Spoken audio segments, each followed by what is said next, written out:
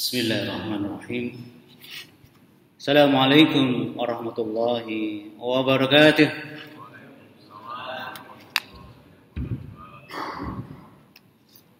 Alhamdulillahilladzi arsala rasulahu bil huda wa dinil haqq liyudhhirahu 'alad dini kulli wa kafaa billahi shahida. Wa kafaa billahi shahida. Salatan wa salaman li Rasulillahi sallallahu alaihi wasallam. Allahumma anta ja'alal Qur'ana al-'azima rabi'a qulubina wa nura sadrina wa jalaa'a husnina wa dhahaba hammina wa ghammina. Ma'asyiral muslimin rahimakumullah. Pada kesempatan yang penuh keberkahan ini, pada kesempatan yang penuh kebaikan, ketika para malaikat sedang mengurumuni majelis kita. Karena saat ini Allah menurunkan sakinah ke hati-hati kita semua. Dan saat ini pula Allah menaungi kita dengan rahmat-Nya. Bahkan Wadzakarahumullah fi man 'indahu. Allah menyebut-nyebut nama kita yang hadir di majelis ini. Hanya untuk yang hadir di majelis ini di hadapan para malaikat. Masya Allah. Alhamdulillah bi ni'matihi tatimmus shalihat. Dan saya bahagia masih sehat dan masih panjang umur bertemu dengan jamaah Baitul Haq. Alhamdulillah. Tetap semangatnya. Pemburu surga, itu tesnya, masih ingat ya? Baik, masyaallah muslimin rahimakumullah. Allah menuntun kita, membimbing kita untuk menjadi generasi terbaik. Ayyukum ahsanu amala. Artinya kita terus berproses, tidak boleh berhenti untuk lebih memperbagus, lebih menambah kualitas iman dan ibadah serta perjuangan kita. Bahkan kemudian Allah menjamin siapa yang terus berproses, siapa yang terus berproses menjadi yang terbaik ini, Allah beri sebutan khusus di surah Ali Imran ayat 110. A'udzu billahi minasyaitonir rajim. Kuntum khairu ummatin ukhrijat lin-nas تأمرون بالمعروف وتنهون عن المنكر وتؤمنون بالله.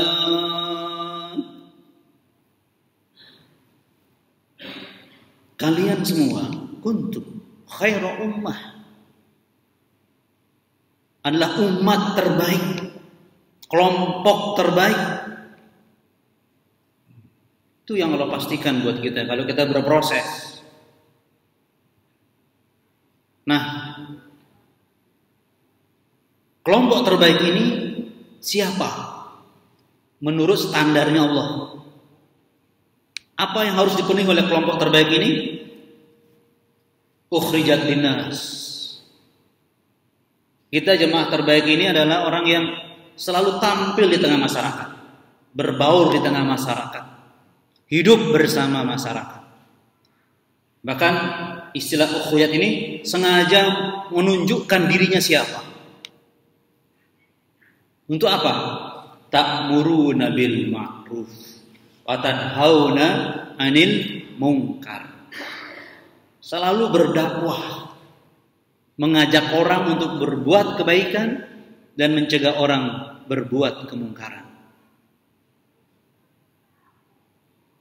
Jadi khairul ummah ini dikhususkan oleh Allah, cirinya peduli dengan dakwah. Allahu Akbar. Tetapi dia juga wa tu'minuna billah, selalu berproses untuk memelihara imannya kepada Allah Subhanahu wa taala. Jadi mudah-mudahan yang kumpul pada hari ini adalah termasuk yang selalu ingin tampil di tengah masyarakat, mengajak orang berbuat baik dan mencegah orang berbuat kemungkaran. Allahu Akbar. Pertanyaannya adalah, mungkinkah orang itu menjadi khairul ummah kalau dia tidak cinta dengan kebenaran? Kalau dia tidak cinta dengan nilai-nilai yang ada dalam Al-Quran. Karena al-ma'ruf wal munkar itu dijelaskan dengan jelas, benderang dalam Al-Quran. Makanya dia tu'minuna billah. Jadi dia tetap belajar, tetap mendalami agama ini. Tu'minuna billah. Karena dia akan menyampaikan faqidus say la yu'ti. Orang yang tidak punya apa-apa tidak bisa memberi apa-apa. Orang yang tidak punya iman kuat tidak mungkin berbagi imannya. Orang yang tidak punya semangat kuat tidak mungkin berbagi kepada orang lain. Orang yang tidak punya ilmu tentang Al-Quran tidak bisa berbagi, berdakwah kepada orang lain. Nah, harapannya berarti jamaah yang mengikuti taklim ba'da subuh, ba'da maghrib, ya, ya. Betul ya? Subhanallah. Jadi kita tinggal membuktikan kepada Allah bahwa kita peduli kepada perbaikan kepada umat ini. Masalah muslimin rahmatullah. Kenapa? Nah, ini pertanyaannya. Kenapa banyak orang muslim yang egoistis, individualistis, yang penting aku soleh, nggak peduli saudara saya, nggak peduli teman saya, tidak peduli tetangga saya, yang penting saya yang rajin ke masjid. Itu bermasalah. Saya ulang lagi, kalau ada seperti itu muslim yang masih bermasalah. Allahu Akbar. Karena apa? Ya tadi, salah satu yang membuat kenapa ya mas kalian, kenapa kita ini selalu diminta untuk mengadakan perbaikan tadi, ta'muruna bil ma'ruf wa tanhauna 'anil munkar kepada orang lain. Kenapa? Di surah Al-Anfal ayat 25 Allah ingatkan teman sekalian bahwa ciri khas orang yang bertakwa, kalau kita katakan tadi orang soleh secara pribadi, orang yang bertakwa secara pribadi itu dia pasti punya dimensi sosial. Coba lihat surah Al-Anfal ayat 25. Wattaqu fitnatan la tusibanna alladhina zalamu minkum khassah wa'lamu anna Allah syadidul iqab.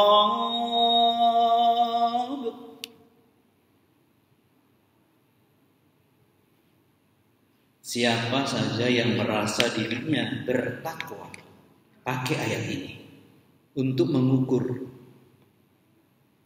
kualitas takwa kita. Wattaqu, kan bertakwalah kalian. Yang wattaqu di sini bisa diartikan takutlah kalian. Jadi orang yang bertakwa itu punya rasa takut. Fitnah dengan siksaan, dengan azab. La tusibanna alladziina dzalamu minkum khassah, yang tidak hanya mengenai, yang tidak hanya dirasakan oleh pelaku zalimnya secara khusus. Artinya, yang tidak berbuat dosa, yang tidak berbuat zalim juga bisa kena dengan siksaan itu. Wa'lamu, kenapa? Ketahuilah annallaha syadidul iqab. Siksaan Allah itu dahsyat. Mas kalian. Itu dia orang yang bertakwa. Dia khawatir dengan dosa orang lain.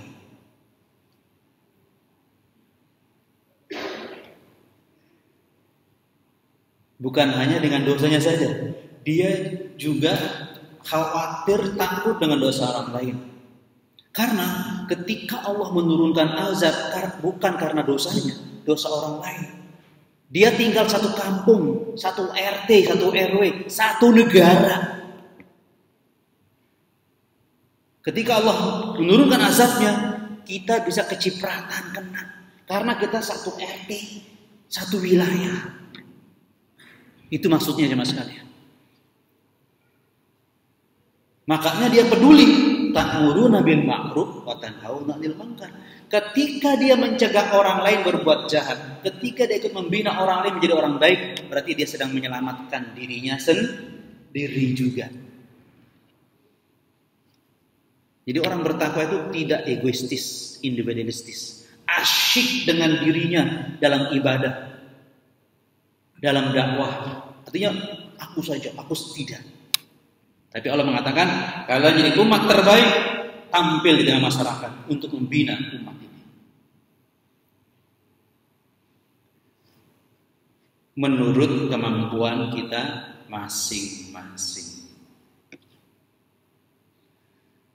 Ada yang mampunya dana saja, membacking dana dakwah, masuk. Makanya kuntum kalian berjamaah, berkelompok, berkolaborasi, bekerja sama. Bukan sendiri-sendiri juga. Ada yang bisa membuat player untuk disebar di HP-HP jamaah. Malam ini ada dakwah ini, masuk mengajak orang. Subhanallah. Ada yang mungkin menyiapkan konsumsi, masuk. Pokoknya apa yang berkaitan dengan dakwah itu sama-sama berdakwah, meskipun cuma satu ustadz yang menyampaikan dakwah di sini. Semua terlibat. Ketika sebelum dia hadir ke, misalnya hadir ke Masjid Baitul Haq, dia nge-WA tetangganya, ayo ikut taklimnya, ada taklim malam ini judulnya. Itu masuk dakwah, mengajak orang. Subhanallah. Yang menyiapkan laptop ini ikut andil, menyiapkan saya minum biar seger terus, ikut mas sekalian. Makanya kita berjamaah dalam dakwah ini, kuntum kalian semua. Mas kalian bahagia. Saya hubungkan dulu kenapa saya membahas ini mas kalian. Dan tema kita pada malam ini ujungnya adalah apakah kita terhalang mendapatkan kekuatan Al-Quran?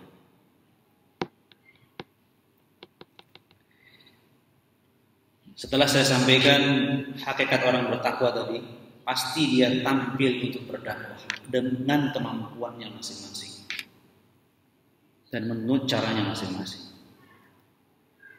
Nah sekalian, saya sampaikan dulu sebuah pernyataan Perdana Menteri zaman Ratu Victoria. Gladstone namanya, Gladstone. Tiba-tiba di hadapan para menterinya, waktu ada pertemuan dia membawa Al-Quran. Bawa Al-Quran dia. Apa kata dia?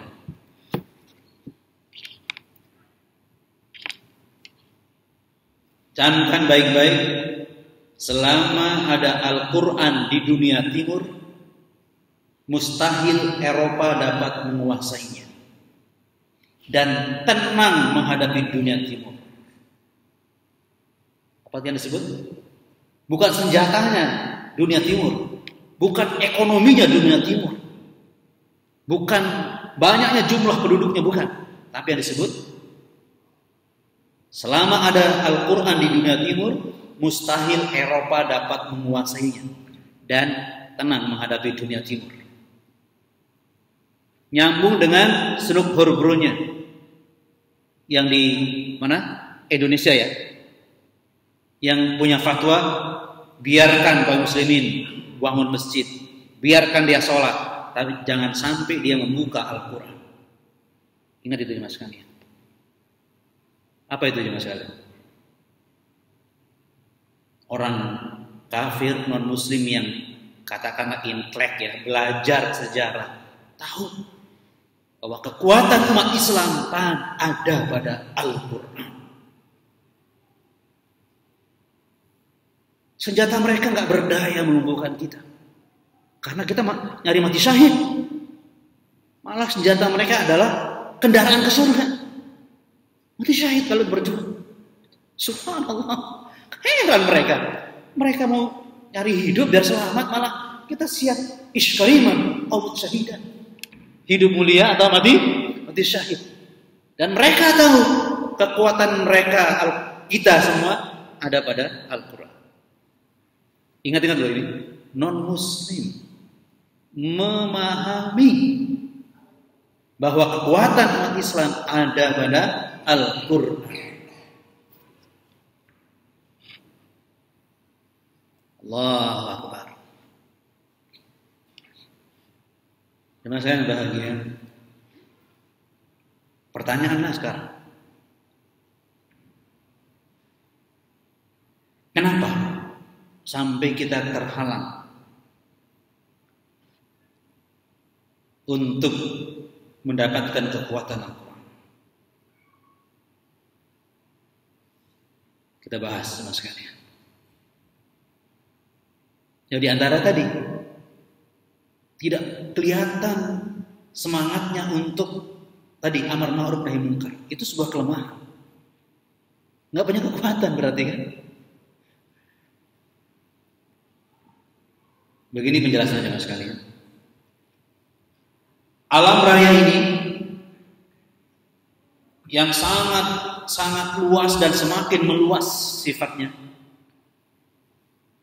sudah terhingga jumlah bintang-bintang yang banyak lebih besar daripada besarnya matahari, banyak.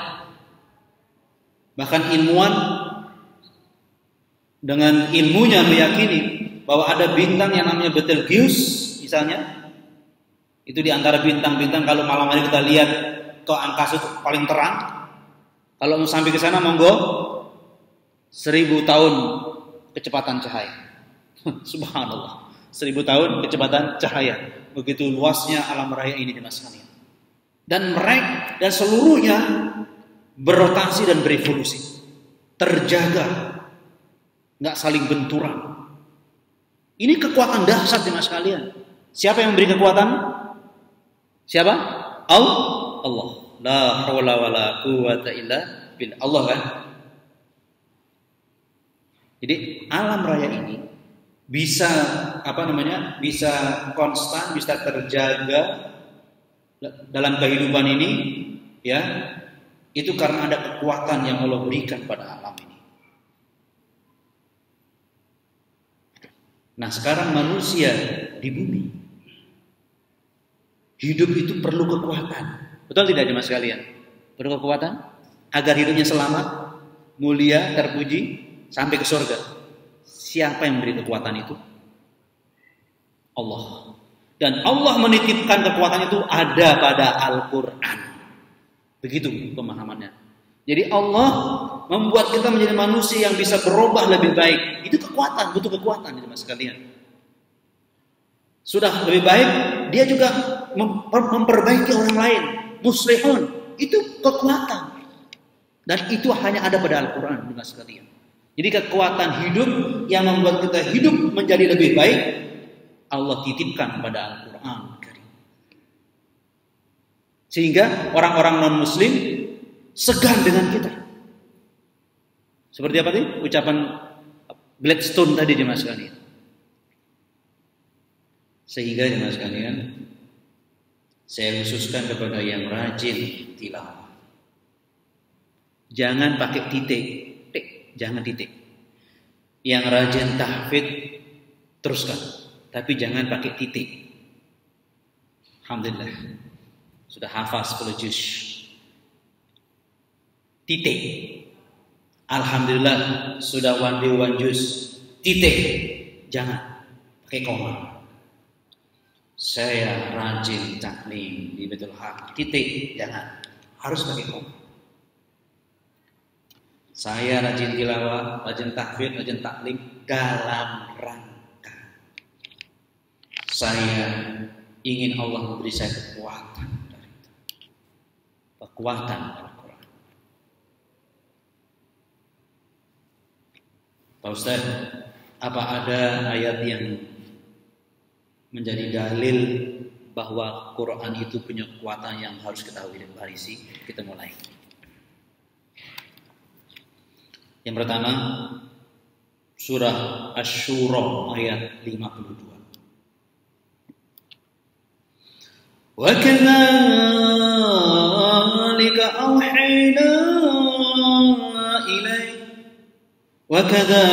أَوْحَيْنَا إِلَيْكَ رُوحًا مِنْ أَمْرِنَا. Ingat-ingat ya mas ayat ini. Yang demikian itu kamilah yang mewahyukan ilaika kepadamu Muhammad. Kalau kita mendengar kata-kata wahyu yang Allah wahyu kepada Muhammad, berarti apa itu? Al-Quran ya. Tetapi Allah tidak nyebut Quran di sini.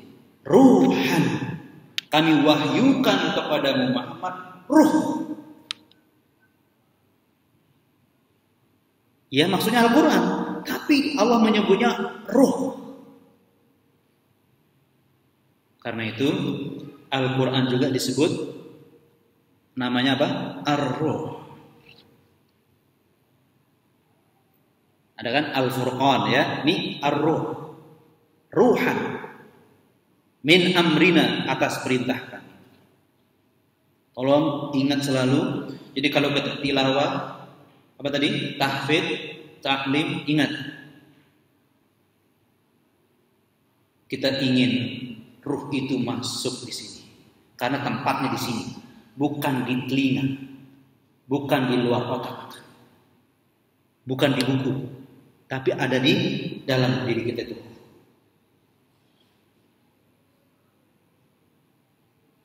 Roh inti kehidupan. Apa artinya hidup nggak pakai ruh? Cuma sekalian, apa jadinya? Hah? Manusia tanpa ruh percuma. Nggak ada manfaat sama manusia itu kan tanpa ruh.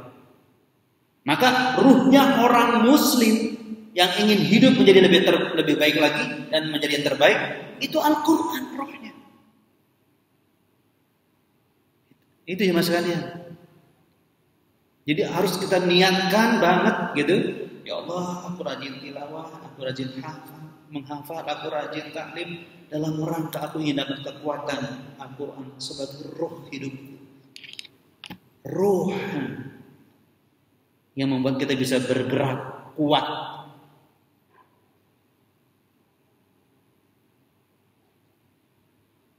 Artinya juga Quran itu bukan semata-mata dibaca. Jadi ingat ya, bukan semata-mata dia dihafal. Bukan semata-mata ya, bukan semata-mata dipelajari. Tapi itu sebagai sarana agar Quran itu menjadi kekuatan dalam kita, dalam diri kita, menjadi ruh kita dalam hidup ini. Itu jemaah saya bahagia.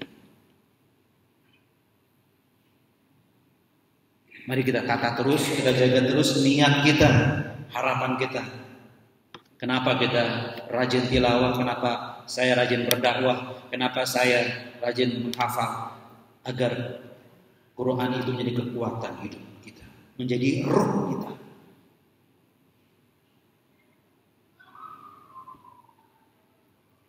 Jadi Quran itu bukan semata-mata ketika kita susah baru buka Al-Quran. Bukan semata-mata itu.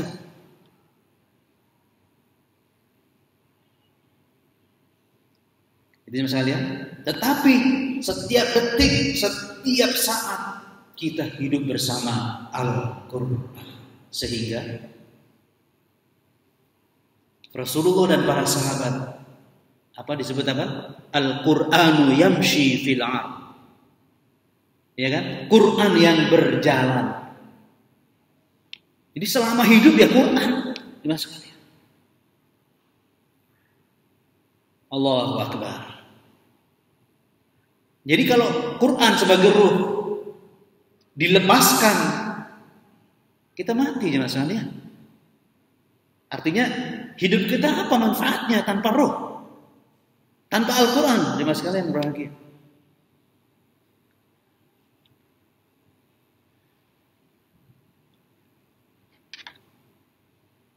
Yang menarik jemaah sekalian berbahagia, Rasulullah kemudian membimbing kita untuk berinteraksi dengan benar dengan Al-Quran, sehingga Quran itu apa? Kita bisa dapatkan kekuatannya atas izin Allah. Sekalian, kita dibimbing dengan sebuah doa yang tadi di awal saya sebutkan. Ya, saya pelan-pelankan jemaah sekalian. Insyaallah kita hafal insyaallah. Ya. Doa inilah yang menuntun kita mau ngapain Quran itu.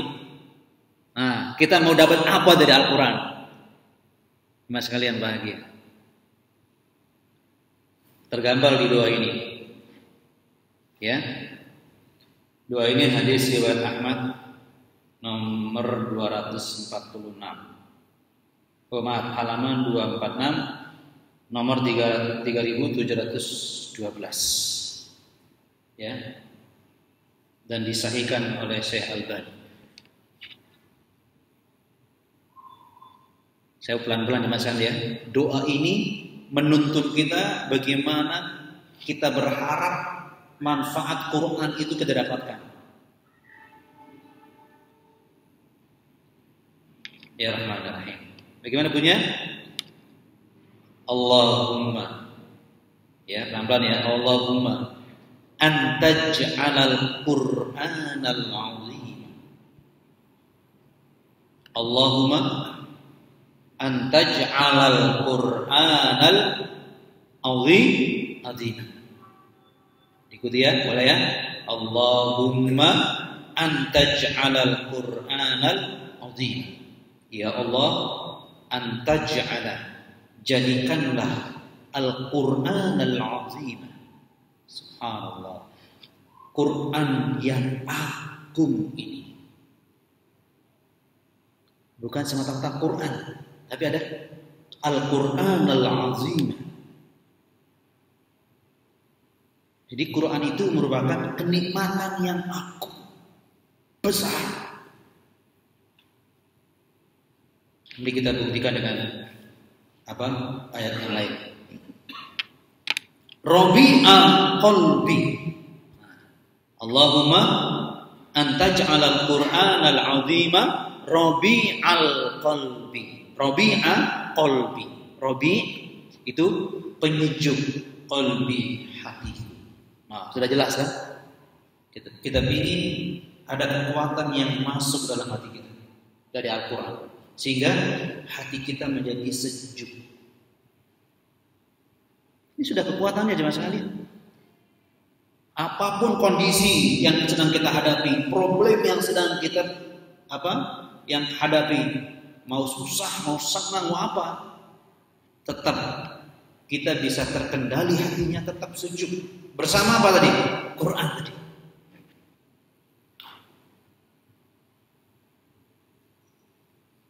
Saya ulang dari awal. Allahumma antaj'alal Qur'anal 'azima rabi'a qalbi. Rabi' itu penyejuk ya, qalbi hati. Yang kedua, wa nura sadri. Apa nur?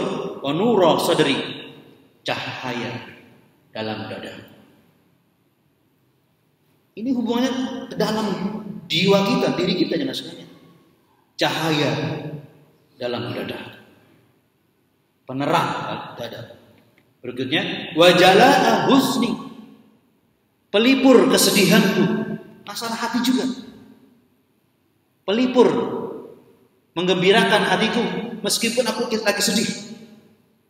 Kesedihan kita bisa ambil hikmahnya, itu bersama kekuatan Al-Quran. Pelipur kesedihanku, wajala'a husni, wajala'a husni. Terakhir, wadahaba, pengusir hammi wa ghammi, kegelisahan dan kegalauan. Luar biasa Al-Quran ini mas sekalian. Saya ulang dari awal. Allahumma antaj'alil Qur'anal 'azima rabi'a qalbi wa nura sadri wa jala'a husni wa dhahaba hammi wa ghammi. Ya Allah, jadikanlah Quran yang agung ini penyejuk hatiku, cahaya dalam dadaku. Apa tadi terus? Wa jala'a husni, nura sadri, cahaya dalam dadaku. Wa jala'a husni, pelipur kesedihanku. Wa dhahaba hammi, mengusir, melenyapkan kegelisahan. Wa ghammi, dan kegalauanku. Jadi ini termasuk doa anti stres, anti galau. Luar biasa. Itu kekuatan Al-Quran jemaah sekalian. Selalu menunjukkan kita jalan yang jelas, nur dan cahaya, hak dan batil, nggak remang-remang. Kalau bahasa sekarang, nggak gampang ditipu oleh para pembohong. Jelas, hati kita jelas melihatnya antara hak dan batil, terpuji dan tercela. Apalagi zaman sekarang ini banyak orang hidup dengan cara hoak, ya. Makanya dia nggak pernah bahagia, karena bahagianya juga hoak. Betul Pak ya? Halo? Semangatnya. Jadi orang yang suka dengan yang hoak, ini berbohong, pencitraan palsu, pasti dia mulia palsu juga. Bahagia juga palsu juga. Makanya nggak pernah selesai dia satu kesalahan ditutupi kesalahan berikutnya, citra buruk satunya ditutup, dan nggak akan berhenti, nggak pernah puas, karena dia terus terjatuh dalam jurang kehinaan. Tapi bagi orang-orang yang sahibul Quran, pasti selalu tenang, sejuk dalam berbagai keadaan dan kondisi. Itulah kekuatan Al-Quran jemaah sekalian yang bahagia, yang membuat dengki orang-orang non-muslim melihat penampilan kebahagiaan kaum muslimin. Itu otomatis dengki mereka melihat kita ini aman, damai, tentram. Itu dengki mereka, hasad.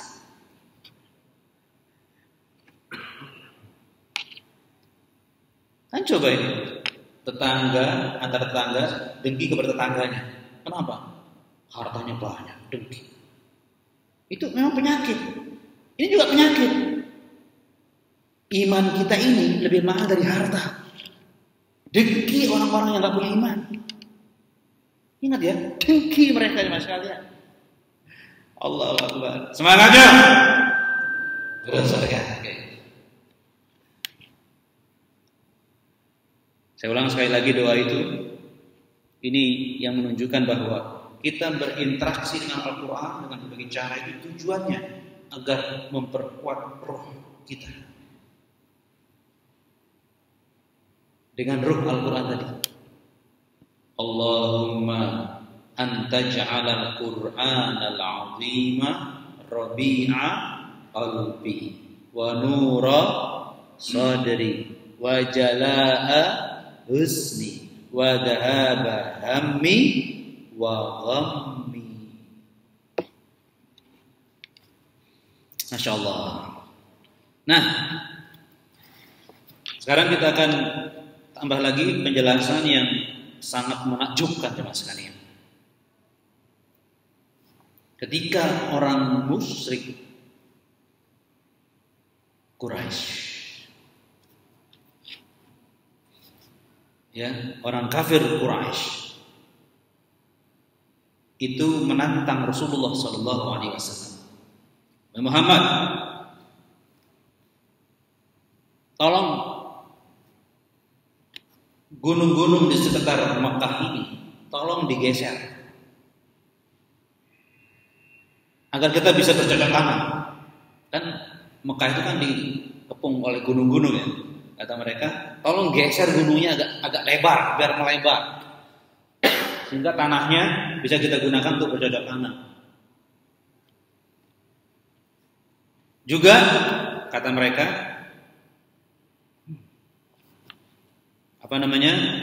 tolong potong bumi ini, ya, potong bumi ini agar Yaman, ya, agar Yaman itu jaraknya mendekat, ya, Yaman dan Syam dan Yaman. Tolong potong bumi ini sehingga antara Yaman dan Syam itu semakin dekat jaraknya. Kekuatan apa yang dipakai ini? Ada lagi permohonannya. Dan hidupkanlah nenek moyang kami sehingga mereka bisa bicara. Yang menunjukkan bahwa kamu ini membawa kebenaran. Bukti kebenaran yaitu, wah, ini kekuatan model apa yang harus digunakan ya? Maka Allah sendiri menjawab. Jadi apa tadi? Mereka minta gunung-gunung itu digeser, mas kalian. Kemudian bumi ini dipotong agar jarak dan mendekat antar dua kota yang jauh. Kemudian bisa membuat orang mati bisa bicara. Allah menjawabnya dengan menurunkan surah Ar-Ra'd ayat 3. Masya Allah. Coba kita nikmati ayat yang luar biasa ini. Inilah ayat yang menjawab permohonan orang-orang kafir Quraisy yang minta apa tadi? Menggeser gunung-gunung sekitar Mekah biar semakin renggang, kemudian memotong bumi biar antara Syam dan Yaman semakin dekat, dan apa? Menghidupkan orang mati biar bisa bicara. Walau anna Qur'anan sirat bihil jibal aw qutti'at bihil 'arm aw kullima bihil mauta walillahil amru jami'an. Allah. Walau anna Qur'anan, kalau ada kitab suci yang dibaca, kalau ada kitab suci yang dibaca, sihirat yang membuat al-jibal, gunung-gunung bisa bergeser menjauh, au qutti'at bihil atau memotong bumi sehingga jaraknya semakin mendekat, au kullima bihil maut, atau dengan bacaan itu orang mati bisa bicara. Itulah Quran. Tolong dilihat ayat ini mas sekalian. Walillahil amru jami'an. Seluruh urusan itu milik Allah. Allah Maha mengatur, termasuk begitu hebat kekuatan yang diminta oleh orang kafir Quraisy seperti tadi. Quran ini jawabannya. Ya Quran ini. Ini menggambarkan Quran itu punya kekuatan. Allah Akbar. Sama ya, surah Al-Ankabut ayat 51 jemaah sekalian. Sama itu. Mereka ingin ditunjukkan di penutup ya. Ditunjukkan kekuatan yang dahsyat bahwa Muhammad ini benar, kamu ini benar. Surah apa tadi? Al-Ankabut ayat 51. Awalam yakfihim, Allah menurunkan ayat ini. Awalam yakfihim anna anzalna 'alaikal kitaba yutla 'alaihim. Apakah yang awalam yakfihim? Apakah tidak cukup? Ya ini jawabannya. Anna anzalna 'alaikal kitab. Kami sudah turunkan kitab Quran kepada Muhammad. Yutla 'alaihim, yang dibacakan kepada mereka. Apa tidak cukup dengan Quran ini? Oh. Jadi kekuatan-kekuatan dahsyat itu, Al-Quran lebih dahsyat dari semua yang diminta. Itu maksudnya mas sekalian. Allahu Akbar mas sekalian. Mumpung saya masih ingat tadi ini, memang saya sebutkan satu lagi sebuah surat yang menunjukkan dahsyatnya Al-Quran ini mas sekalian. Allah Akbar. Pasti kita jemaah sekalian, tadi saya awal sudah sebutkan ya. Fala uqsimu bi bawaqi'in nujum. Aku bersumpah. Allah Akbar ya. Allah bersumpah ya. Aku bersumpah dengan mawaqi', tempat beredarnya nujum, bintang-bintang di alam raya ini. Subhanallah.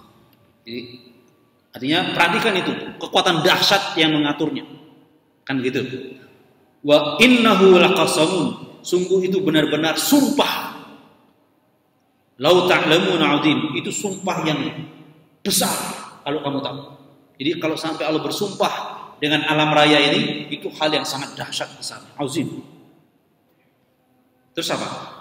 Innahu laqur'anun karim. Sungguh benar-benar Quran itu mulia.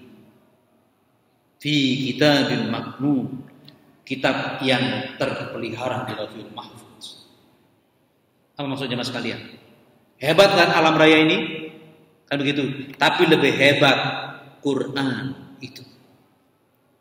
Masya Allah. Makanya apa tadi? Allahumma anta ja'alal Qur'an al-azim. Quran itu agung. Di sini karim, mulia. Surah Al-Waqi'ah ayat 78 dan 9. Nah, dengan penjelasan kita pada malam ini, sebuah pertanyaan tadi, apakah kita terhalang mendapatkan kekuatan Al-Quran? Artinya kita berusaha sekarang ini meningkatkan cara interaksi yang benar, terutama keyakinan kita kepada apa yang kita harapkan dari Al-Quran. Tidak boleh titik pada membaca, apa itu ya? Tidak boleh titik sudah menghafal, tidak boleh titik sudah belajar, tapi dalam rangka kita ingin mendapatkan kekuatan Al-Quran menjadi ruh kita tadi. Insya Allah demikian. Tetap semangatnya. Sudah azan ya? Cukup ya? Oke. Alhamdulillah. Mudah-mudahan dengan penjelasan saya tadi kita justru termotivasi untuk terus berinteraksi lebih baik, lebih bagus, lebih benar, agar kita semakin kuat, semakin hebat mendapat kekuatan Al-Quran. Sehingga langkah kita menghadapi berbagai fitnah hidup ini yang semakin syarat ini, kita bisa jalani. Dan kita sudah sampai insya Allah ke ujung sana, ke surga insya Allah. Amin ya rabbal alamin. Subhanakallahumma wa bihamdika asyhadu an la ilaha illa anta astaghfiruka wa atubu ilaik. Assalamualaikum warahmatullahi wabarakatuh.